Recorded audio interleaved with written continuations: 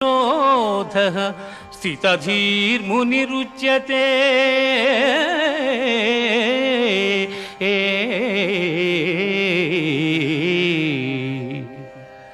దుఃఖములు కలిగినప్పుడు దిగులు చెందని వాడును, సుఖములు కలిగినప్పుడు స్పృహ లేని వాడును, రాగము భయము క్రోధము పోయిన వాడును స్థితప్రజ్ఞుడని చెప్పబడును.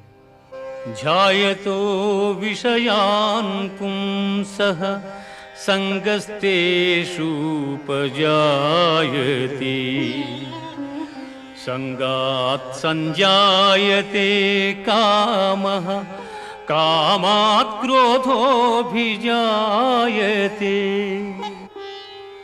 క్రోధాత్ భవతి సమ్మోహః, సమ్మోహాత్ స్మృతివిభ్రమః, స్మృతిభ్రంశాత్ బుద్ధినాశో, బుద్ధినా